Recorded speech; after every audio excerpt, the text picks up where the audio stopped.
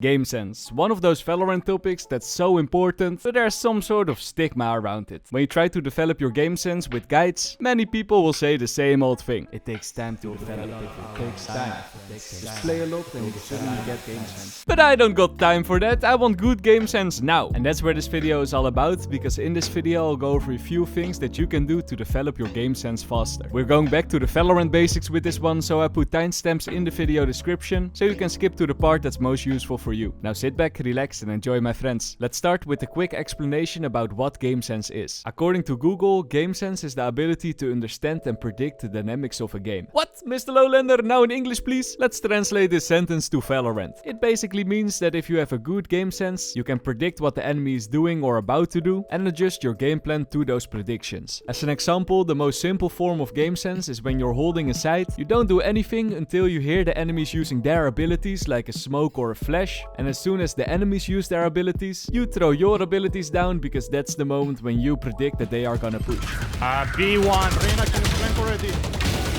The basics of game sense are very simple. Every Valorant player has some sort of game sense. However, game sense can get sophisticated and complicated very fast. And that's why I like to put the different game sense concepts on a bar from easy to hard. The example I showed earlier is definitely an easy tier. Most Valorant players understand this and adapt their gameplay to it. As an example for an harder tier gaming concept is this next one. In this round I spotted that the enemy KO was using his knife towards A short. To an untrained eye this might not seem that important. It's just a simple knife and you didn't stand in it, so good job on dodging it, right? But my friends, if we adapt game sense to it, we can say two things about this knife. The first one is that because KO was throwing his knife in 3, there was a very high chance that no enemy would be standing in 3. Because why would KO throw a knife on a teammate, right? And another thing we can say about the knife is that from the enemy's perspective, the KO knife didn't spot anyone. So KO thinks there's no one in 3. And a combination of both of these things means that pushing 3 is actually a safe option over here. So that's why I pushed and KO didn't even pay attention to me. Doing a thing.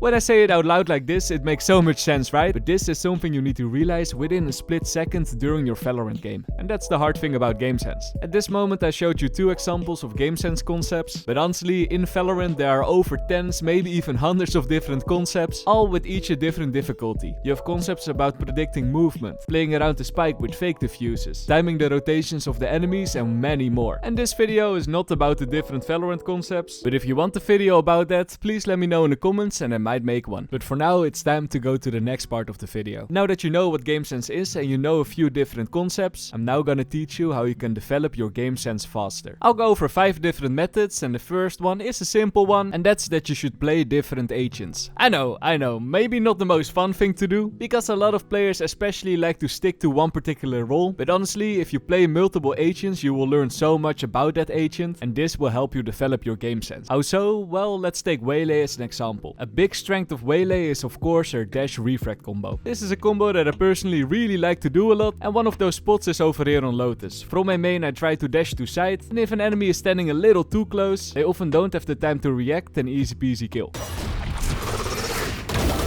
Hello. And since I use this combo myself a lot, I also now can expect this combo when I play against the Waylay. Like in this game, since we played against the Waylay, I decided to hold side a little bit more from the back, so that I wouldn't be standing too close if Waylay dashed in, and that I had enough time to prepare for the headshot.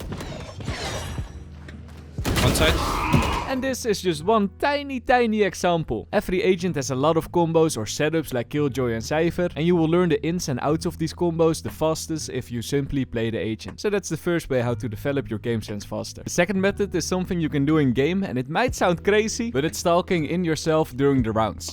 Talking in yourself? What do I need to say? Do I need to say that I'm beautiful? No, don't talk like that, even though you are beautiful. But I mean, talk about the positioning of the enemies, and then just say your game plan loudly to yourself. I personally do this all the time, maybe because I'm a YouTuber, but it honestly helps me developing a game plan. And this next round is a good example of that. In this round, when teammates spotted the last 4 enemies all in B main, so I said that loudly to myself, and after that I said this. Well, this is one of those times where you cut the enemies off, right? So that's what I did. I cut the enemies off, made a few kills, and then... Rotate. A lot of steps. Yeah, I'm going back.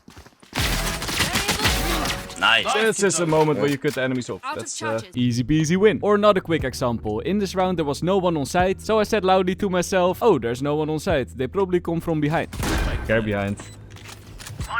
Pretty sure, since nobody was side today.